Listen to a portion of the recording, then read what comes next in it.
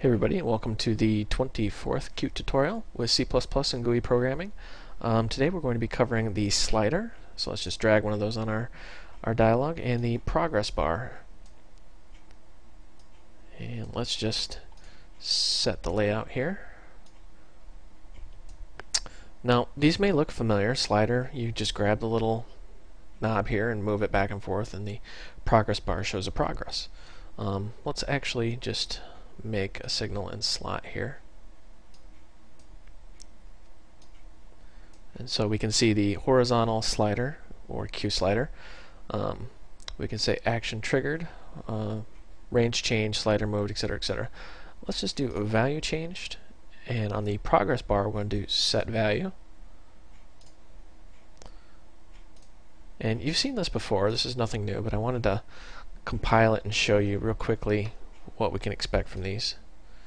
That's the basic functionality here, and you notice this text. On Windows that's kind of annoying because it's off to the side, and on Linux it's in the center. You can actually turn that off.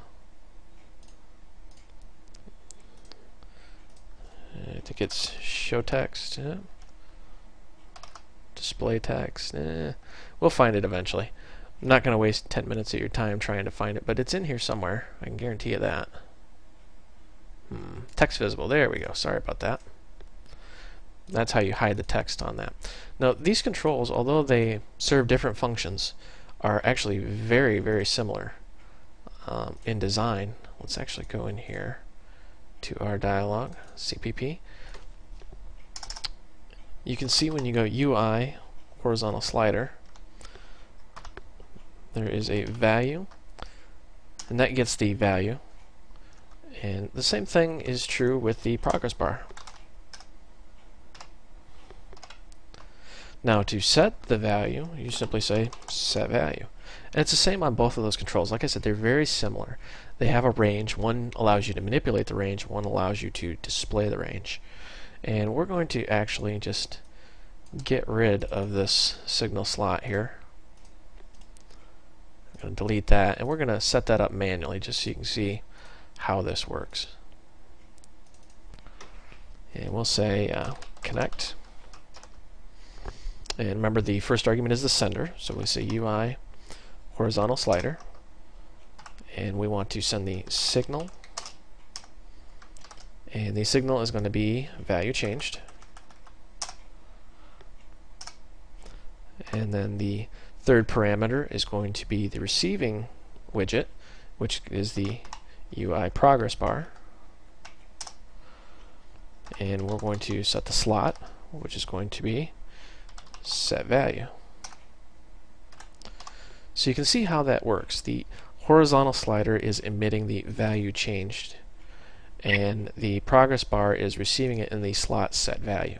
And then notice the parameter of int. These have to match, or this will not function at all. You won't get a compiler error, it just won't work. That's one of the annoying things about Qt that I really don't like. If it's mixed matched, or if something weird happens, it just won't work. So let's go ahead and run this. Make sure it works as expected, and there it is. There's our signals and slots hard at work.